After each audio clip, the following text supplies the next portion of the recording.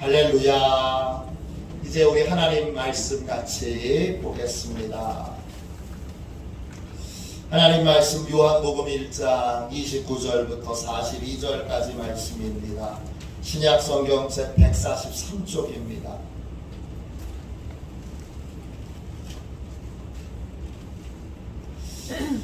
요한복음 1장 29절부터 42절까지 말씀입니다.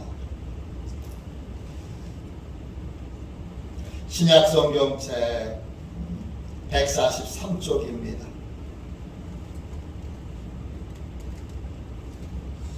우리 같은 목소리로 함께 귀한 말씀을 읽도록 하겠습니다. 같이 함께 읽겠습니다. 읽은 후에 제가 주님의 말씀입니다. 그러면 여러분이 주님 감사합니다. 이렇게 고백함으로 이 말씀을 감사로 받겠습니다. 같이 읽겠습니다. 이튿날 요한이 예수께서 자기에게 나오심을 보고 이르되 보라 세상 죄를 지고 가는 하나님의 어린 양이로다. 내가 전에 말하기를 내 뒤에 오는 사람이 있는데 나보다 앞선 것은 그가 나보다 먼저 계심이라 한 것이 이 사람을 가리킴이라. 나도 그를 알지 못하였으나 내가 와서 물로 세례를 베푸는 것은 그를 이스라엘에 나타내려 함이라 하니라. 요한이 또 증언하여 이르되 내가 보매 성령이 비둘기같이 하늘로부터 내려와서 그 위에 머물렀더라. 나도 그를 알지 못하였으나 나를 보내어 물로 세례를 베풀라 하신 그이가 나에게 말씀하시되 성령이 내려서 누구 위에든지 머무는 것을 보거든 그가 곧 성령으로 세례 베푸는 이인 줄 알라 하셨기에 내가 보고 그가 하나님의 아들이심을 증언하였노라 하니라. 또 이튿날 요한이 자기 제자 중 두 사람과 함께 섰다가 예수께서 보내심을 보고 말하되 보라 하나님의 어린 양이로다. 두 제자가 그의 말을 듣고 예수를 따르거늘 예수께서 돌이켜 그 따르는 것을 보시고 물어 이르시되 무엇을 구하느냐. 이르되 랍비여 어디 계시오니까 하니 랍비는 번역하면 선생이라. 예수께서 이르시되 와서 보라. 그러므로 그들이 가서 계신 데를 보고 그날 함께 거하니 때가 10시쯤 되었더라. 요한의 말을 듣고 예수를 따르는 두 사람 중에 하나는 시몬 베드로의 형제 안드레라. 그가 먼저 자기 형제 시몬을 찾아 말하되 우리가 메시아를 만났다 하고 메시아는 번역하면 그리스도라. 데리고 예수께로 오니 예수께서 보시고 이르시되 내가 요한의 아들 시몬이니 장차 게바라 하리라 하시니라. 게바는 번역하면 베드로라. 아멘. 주님의 말씀입니다. 우리 회개의 기도를 같이 드리도록 하겠습니다. 주보에 나와 있습니다. 함께 주보에 나와 있는 회개의 기도를 같이 드리겠습니다. 함께 기도하겠습니다. 참 사랑의 하나님, 참 사랑의 주님, 주님은 하나님의 어린 양으로 우리에게 오셔서 우리 죄를 담당하시고 우리 대신 멸시와 조롱을 당하실 때 입을 열지 않으셨습니다. 그런데 어리석은 저희는 주님의 깊은 사랑을 깨닫지 못했습니다. 주님의 찔림은 우리의 허물 때문입니다. 주님의 상함은 우리의 죄악 때문입니다. 주님께서 징계를 받으심으로 우리는 하나님과 평화를 누리게 되었습니다. 주님께서 채찍에 맞으심으로 우리는 상처와 고통에서 나음을 입었습니다. 어리석은 저희는 주님의 고귀한 사랑을 멸시하고 주님의 말씀을 거역하고 내 마음대로 고집하며 삶을 살 때가 많았습니다. 이 시간 회개하오니 저희의 어리석음을 용서해 주시고 주님의 사랑을 받아들여 주님의 사랑 안에 거하게 하옵소서. 예수 그리스도의 이름으로 기도합니다. 아멘. 한 번 더 기도하겠습니다.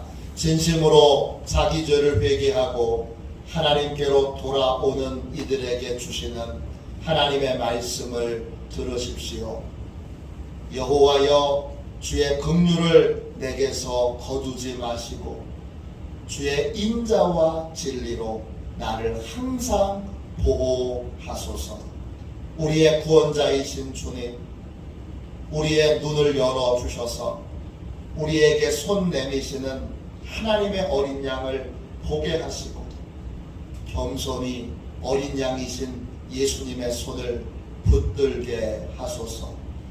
주님께서 베푸시는 대속의 은혜로 모든 허물과 죄를 용서하여 주시고 하나님의 은혜를 입는 복되고 존귀한 삶을 살게 하옵소서. 연약한 우리의 육체에도 은혜를 베푸셔서 모든 질병에서 고침받게 하옵소서. 오늘 이 자리에 모든 성도에게 대속의 풍성한 은혜를 충만하게 부어주셔서 용서와 치유와 회복을 이루게 하소서. 예수님의 이름으로 기도합니다. 아멘. 하나님의 어린 양, 하나님의 어린 양, 이런 제목으로 같이 말씀을 나누겠습니다. 우리는 무엇이든지 성령님을 의지해야 합니다. 우리 안에 계신 성령님은 육신의 눈으로 볼 수 없는 것을 보게 하십니다. 고린도전서 2장 13절입니다. 우리가 이것을 말하거니와 사람의 지혜가 가르친 말로 아니하고 오직 성령께서 가르치신 것으로 하니 영적인 일은 영적인 것으로 분별하느니라 했습니다. 성령의 가르침을 받을 때에만 영적인 세계를 볼 수 있고 영적인 비밀을 알 수 있습니다.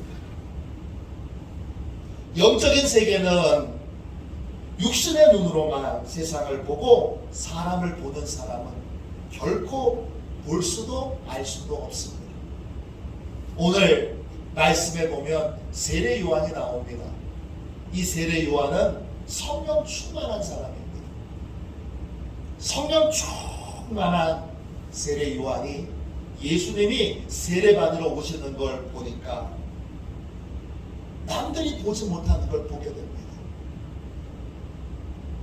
그의 겉모습은, 예수님의 겉모습은 나사렛에서 온 목수입니다. 못 먹어서 그런지 앙상하게 바싹 마른 볼품없고 초라한 모습입니다. 그런데 이 초라한 모습을 보고 세례 요한은 다른 사람이 보지 못했던 특별한 걸 보게 됩니다.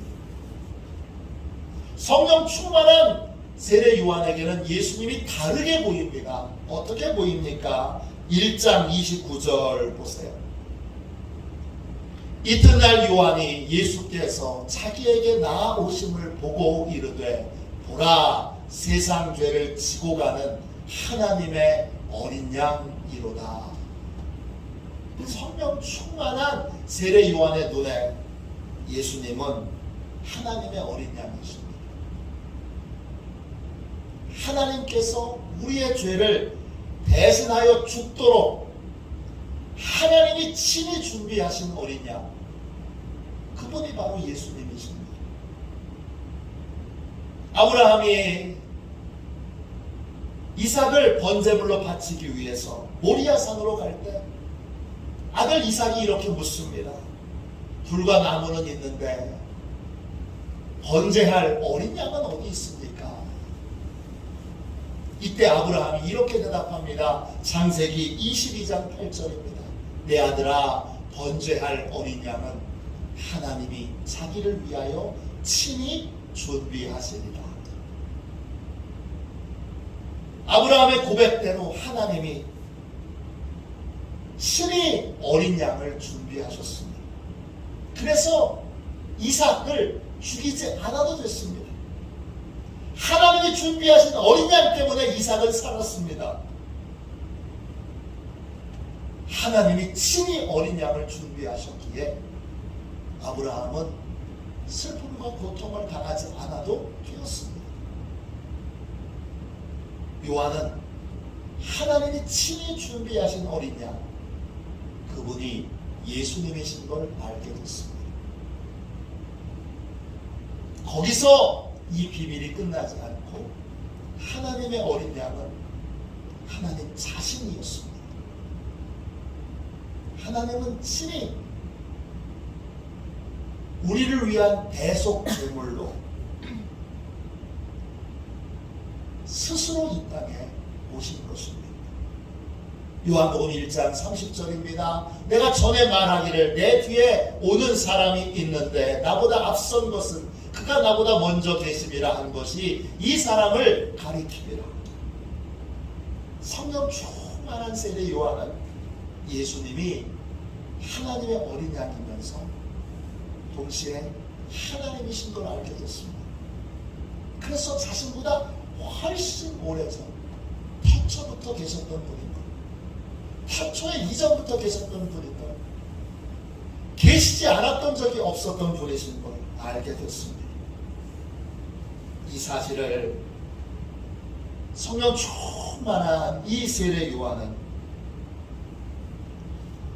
다시 한번 확인하고 점검하여 예수님이 하나님이신 것을, 하나님이 친히 준비한 어린 양이신 것을 알게 됩니다. 31절 보세요. 나도 그를 알지 못하였으나 내가 와서 물로 세례를 베푸는 것은 그를 이스라엘에 나타내려 함이라 하니라. 세례 요한이 세례를 주었던 이유는 이스라엘 백성들을 회개시키기 위해서입니다. 그런데 요한이 세례를 주는 데에는 감춰진 또 다른 이유가 있습니다. 그 이유는 속죄의 구원자 하나님의 어린 양을 세상에 나타내기 위해서입니다.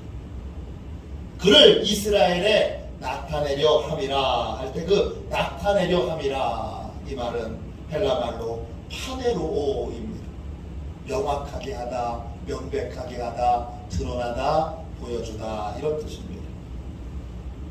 세례 요한이 세례를 베풀었던 이유는 속죄의 구원자이신 이 구원자를 사람들에게 나타내기 위해서입니다. 하나님이 세례 요한이 세례를 베풀고 있으면 속죄의 구원자로 택한 분을 세례 요한에게 보내주시고 그분이 세례를 받게 될 것이다. 그렇게 말씀하셨습니다. 그래서 세례 요한은 세례를 베풀면서 속죄의 구원자가 메시아가 언제쯤이나 오려나, 오늘 오시려나, 내일 오시려나 기다리면서 세례를 주고 있습니다. 그런데 해결하기 어려운 문제가 하나 있습니다. 뭐냐? 속죄의 어린 양, 구원의 속죄의 구원자가 메시아가 어떤 분인지 세례 요한은 본 적이 없습니다. 만나본 적이 없어요. 누군지 몰라요. 하나님께서 속죄의 구원자를 분별할 수 있는 지혜를 세례 요한에게 이렇게 주십니다. 1장 32절부터 34절까지 보세요. 요한이 또 증언하여 이르되 내가 보매 성령이 비둘기같이 하늘로부터 내려와서 그의 위에 머물렀더라. 나도 그를 알지 못하였으나 나를 보내어 물로 세례를 베풀라 하신 그이가 나에게 말씀하시되 성령이 내려서 누구 위에든지 머무는 것을 보거든 그가 곧 성령으로 세례를 베푸는 이인 줄 알라 하셨기에 내가 보고 그가 하나님의 아들이심을 증언하였노라 하니라. 속죄의 구원자 메시아를 분별하는 기준은 세례 요한이 세례를 베풀 때 하늘로부터 성령이 임하시는 겁니다. 이게 기준이에요. 세례를 베풀 때 성령이 임하느냐 임하지 않았느냐, 이게 분별의 기준이에요. 근데 예수님이 세례를 받자 성령이 비둘기같이 하늘로부터 내려와서 예수님 위에 머무는 것이 분명하게 보였습니다. 세례 요한은 오랫동안 메시아, 속죄의 구원자, 하나님의 어린 양을 기다려왔기에 금방 예수님이 바로 하나님이 약속하신 메시아인 것을 알게 됐습니다. 속죄의 구원자 하나님의 어린 양은 하나님 자신입니다. 하나님이 우리의 죄를 대신해서 죽을 자로 하나님 자신을 스스로 우리에게 내어주셨습니다. 하나님은 스스로 속죄의 어린 양이 되셔서 우리에게 찾아오셨습니다. 아니, 나에게 찾아오셨습니다. 예수님은 나를 찾아오신 하나님의 어린 양이십니다. 속죄의 구원자이신 예수님을 우리는 어떻게 맞이해야 할까요? 두 가지를 기억하십시오. 첫째, 하나님의 어린 양 앞에 우리의 죄를 자백해야 합니다. 우리의 죄를 자백할 때 내 죄가 속죄의 어린 양에게 맡겨집니다. 내 죄가 나에게 있지 않고 내가 죄를 자백할 때에 속죄의 어린 양에게 내 죄가 옮겨집니다. 오늘 말씀 29절을 다시 보세요. 이튿날 요한이 예수께서 자기에게 나아오심을 보고 이르되 보라, 세상 죄를 지고 가는 하나님의 어린 양이로다. 하나님의 어린 양인데 그냥 어린 양이 아니라 세상 죄를 짊어지고 가는, 이때 짊어진다, 진다 이 말은 헬라말로 아이로입니다. 뜻은 들어 올리다, 옮기다, 가지다, 맡다 이런 뜻이에요. 예수님께 우리의 죄를 자백하면 예수님이 우리 죄를 가져가세요. 예수님이 우리의 죄를 담당하세요. 예수님이 우리의 죄를 짊어지세요. 이스라엘 백성들은 속죄의 예배를 드리러 성전에 나올 때마다 제일 먼저 뭐 했느냐? 제물의 머리 위에 안수를 했습니다. 출애굽기 29장 15절입니다. 너는 또 순양 한 마리를 끌어오고 아론과 그의 아들들은 그 순양의 머리 위에 안수할지며 그랬습니다. 안수를 한다는 건 뭘까요? 양에게, 염소에게, 소에게, 비둘기에게 안수하며 내 죄를 고백하는 겁니다. 용서받기를 원하는 죄를 고백하는 겁니다. 그러면 어떻게 되죠? 안수하며 죄를 고백하면 하나님이 내 죄를 제물에게 전가시킵니다. 죄는 내가 저질렀지만 죄의 책임은 제물이 감당하도록 내 죄를 제물에게 하나님이 전가시킵니다. 하나님의 어린 양에게도 동일한 원리가 적용됩니다. 하나님의 어린 양이신 예수님 앞에 나와 죄를 자백하며 예수님이 내 죄를 맡아주십니다. 내 죄를 짊어져 주십니다. 죄를 자백하면 내 죄가 더는 내 죄가 아니라 예수님에게로 옮겨갑니다. 그리고 예수님이 십자가에 죽으실 때 이미 죽으셨잖아요. 그 죽으실 때 내 죄도 함께 소멸되어 죄값을 치르신 것이 됩니다. 내 죄를 맡으신 예수님은요, 죄의 징계를 받으실 때에 입을 열지 않으셨습니다. 입을 열면 내 죄를 내가요 내 죄 때문에 벌 받는 거 아니라 죄 때문에 제가 내가 벌 받는 거예요. 이렇게 말할 수 있습니다.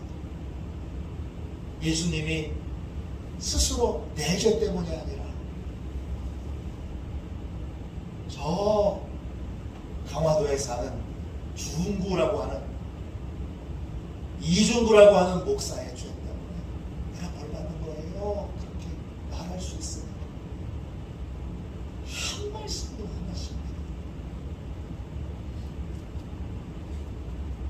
이사야 53장 7절입니다.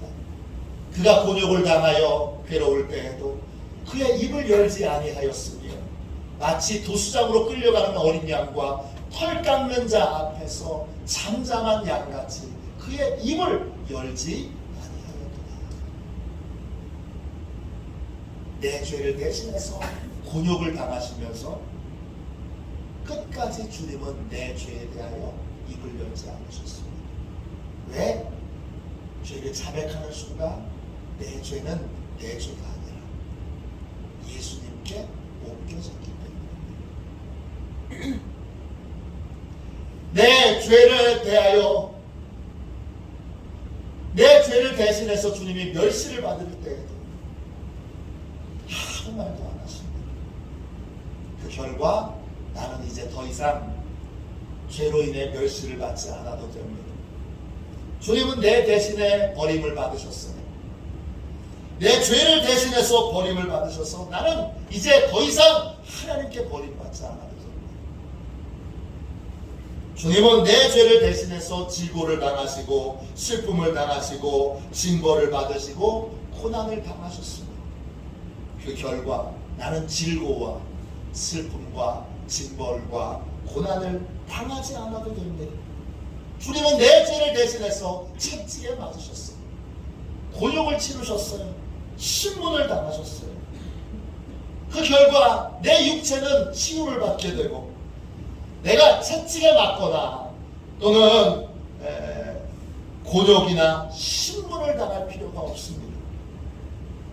주님은 내 죄를 대신해서 세상에서 끊어지셨습니다.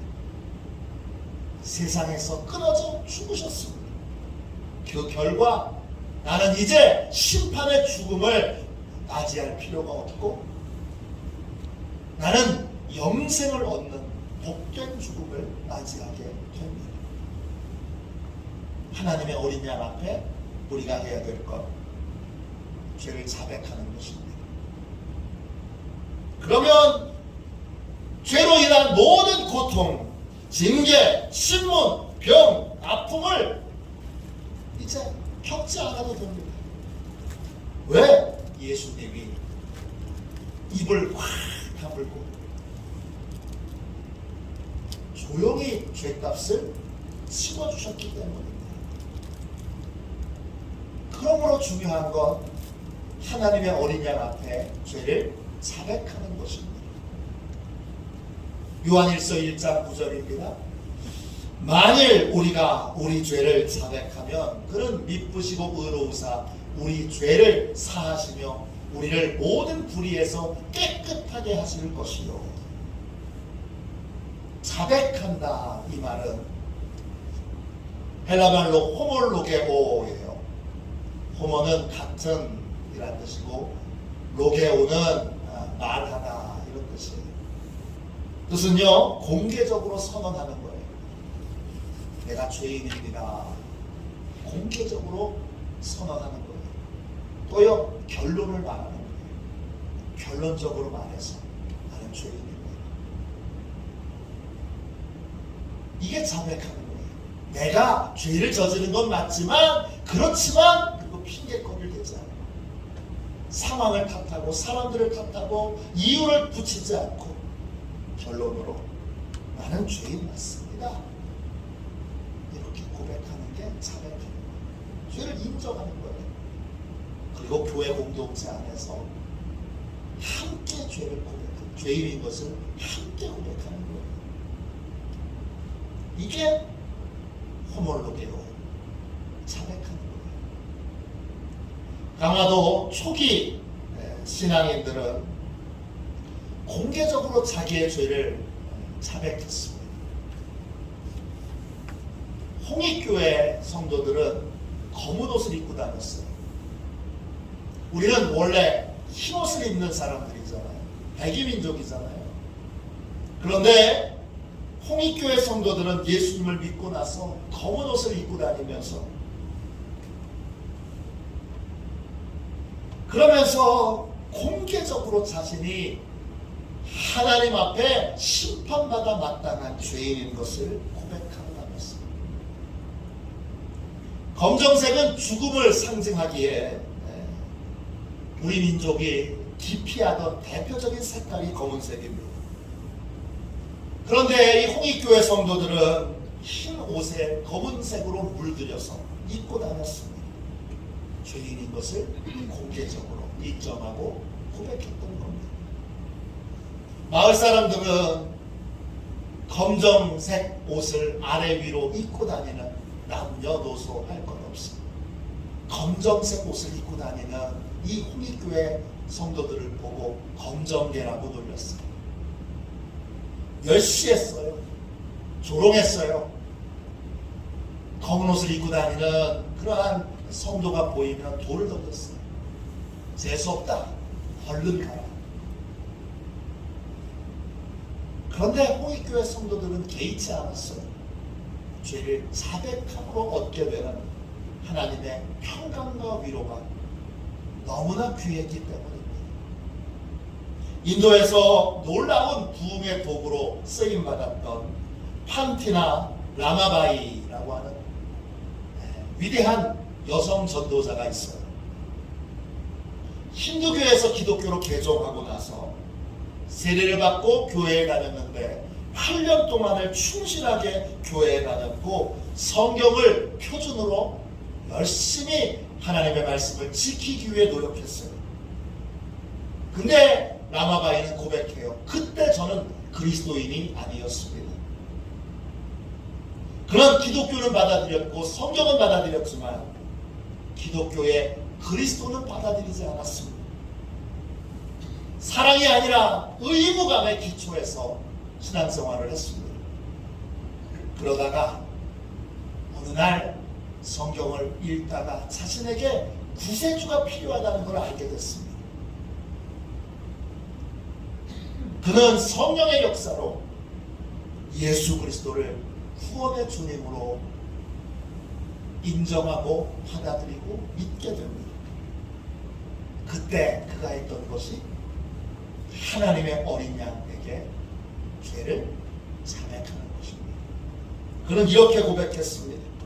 저는 죄를 용서받기 위해 필요한 것이 죄를 회개하고 다시는 죄를 짓지 않기로 결심하는 것인 줄 알았습니다. 또 저는 세례가 곧 중생을 의미하는 줄로 생각했습니다. 그래서 세례를 받을 때 제 죄가 전부 씻겨졌다고 생각했습니다. 그런데 제가 세례를 받은 지 8년이 지난 후에야 저는 기독교를 찾았지만 기독교의 생명이신 그리스도를 얻지 못했다는 사실을 알게 되었습니다. 제게 필요했던 것은 종교가 아니라 그리스도였습니다. 우리에게 필요한 건 하나님의 어린 양입니다. 속죄의 구원자입니다. 그분에게 죄를 자백할 때에만 그분이 내 죄를 감당해 주십니다. 그러면 나는 죄를 저질렀지만 형벌은 받지 않습니다. 예수님이 친히 내 죄를 다 짊어져 주셨기 때문입니다. 친히 내 죄에 대하여 형벌을 받으셨기 때문입니다. 더 놀라운 건 형벌을 받지 않을 뿐만 아니라 죄를 자백하면 큰 상과 영광을 받게 됩니다. 왜냐? 예수님께서 자신의 의를, 자신의 상을 우리에게 양보해 주셨기 때문입니다. 예수님께 죄를 자백하면 죄와 벌은 예수님이 가져가시고 예수님의 상과 복은 우리에게로 양보해 주십니다. 그러니까 하나님의 어린 양 앞에 우리는 항상 주일마다 제일 먼저 죄를 자백해야 합니다. 둘째, 속죄의 구원자이신 예수님을 어떻게 맞이해야 할까요? 둘째, 우리는 굳건한 믿음으로 예수님만을 의지해야 합니다. 1장 40절부터 42절까지 보세요. 요한의 말을 듣고 예수를 따르는 두 사람 중에 하나인 시몬 베드로의 형제, 두 사람 중에 하나는 시몬 베드로의 형제 안드레라. 그가 먼저 자기 형제 시몬을 찾아 말하되 우리가 메시아를 만났다 하고, 메시아는 번역하면 그리스도라. 데리고 예수께로 오니 예수께서 보시고 이르시되 내가 요한의 아들 시몬이니 장차 게바라 하리라 하시니라. 게바는 번역하면 베드로라. 세례 요한은 예수님을 보자 제자들에게 저분이 하나님의 어린 양이라고 그렇게 알려줍니다. 그러자 세례 요한의 제자들이 예수님을 따르게 됩니다. 사로 예수님을 만나서 예수님을 따르게 됐던 제자 중에, 세례 요한의 제자 중에는 안드레라고 하는 사람이 있었습니다.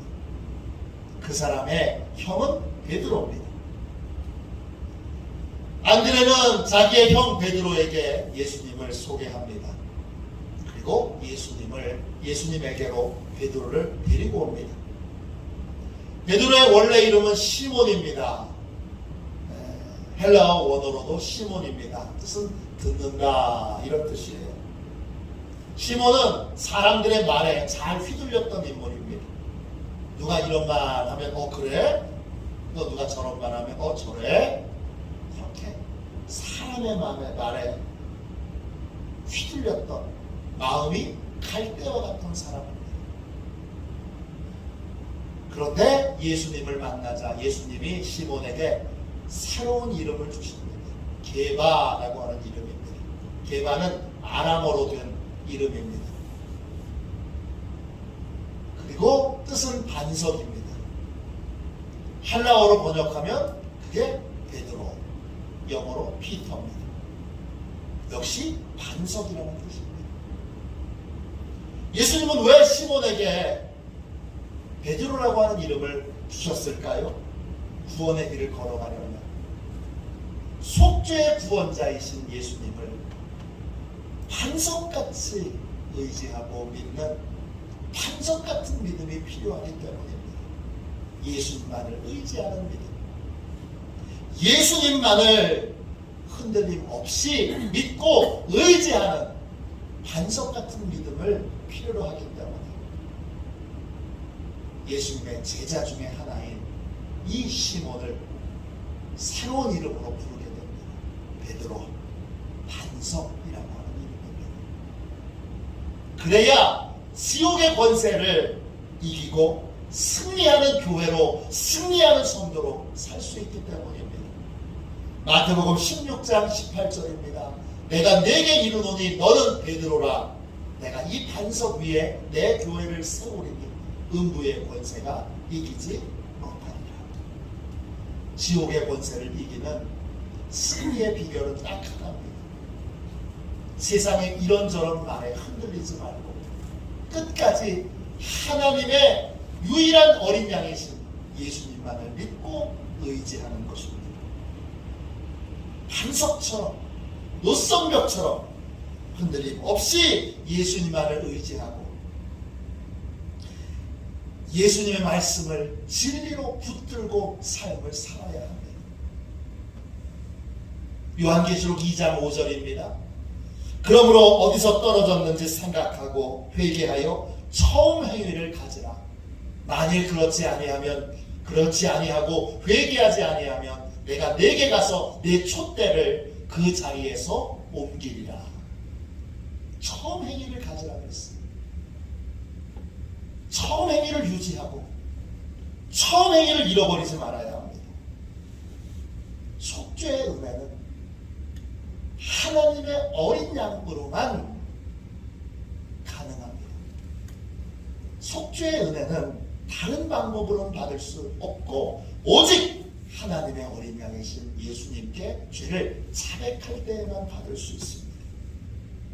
끝까지 예수님만을 의지하고 예수님의 말씀만을 의지하고 예배 자리에 나올 때마다 처음 행위, 죄를 자백하고 죄를 고백하는 이 예배의 삶을 굳건하게 살아갈 때 우리는 지옥의 권세를 이기는 교회로 살아갈 수 있게 됩니다. 예수님은 내 죄를 담당하시기 위해 나를 찾아오신 하나님의 어린 양이십니다. 나는 하나님의 어린 양께 죄를 자백해야 합니다. 그러면 내 죄는 더 이상 내 죄가 아닙니다. 예수님께서 내 죄를 친히 담당하시고 내 죄값을 대신 치러주셨기 때문입니다. 죄를 자백하는 일을 뒤로 미루지 말아야 합니다. 나중에 해야지. 그러다가 죄에게 삼켜버렸습니다. 죄는 생각나는 즉시 주님 앞에 나와 자백해야 합니다. 설거지를 미루지 말아야 하는 것과 같습니다. 설거지를 그때그때 하면 세제를 많이 쓰지 않아도, 물을 많이 쓰지 않아도 금방 닦여집니다. 그런데 설거지를 미뤄서 설거지가 잔뜩 쌓이게 되면, 그러면 그 설거지를 할 때 몇 배의 힘이 듭니다. 그 음식 찌꺼기가 마르고 말라서 닦아도 안 닦입니다. 하나님의 어린 양께 죄를 자백할 때 뒤로 죄를 미루지 말아요. 죄를 자백하는 회개를 미루지 말아야 합니다. 즉시 죄가 생각날 때마다 즉시 죄를 자백하고 회개해야 합니다. 그러면 죄와 죄의 고통은 주님이 가져가시고 주님의 영광은 우리에게 주십니다. 우리는 이 믿음을 끝까지 붙들고 속죄의 은혜를 누리며 살아야 합니다. 사람들의 말에, 사람들의 주장에, 헛헛한 그 말들에 현혹당하지 말고 끝까지 속죄의 은혜를 붙들고 회개의 삶을, 또 속죄의 은혜를 누리는 삶을 살아야 합니다. 그럴 때 지옥의 권세를 이기고 천국에 입성하는 놀라운 영광을 누리게 될 것입니다. 천국의 영광을 누리는 저와 여러분이 되시기를 주님의 이름으로 축원합니다. 축원합니다. 이 시간 우리 함께 찬송가 149장 1절만 찬양하고 이제 주님께 죄를 자백하면서 예배마다 기도마다 죄가 생각날 때마다 자백하면서 그러한 삶을 살아 속죄의 은혜를 누리고 속죄의 복을 받는 인생이 되도록 우리 함께 기도하겠습니다. 1절만 찬양하겠습니다.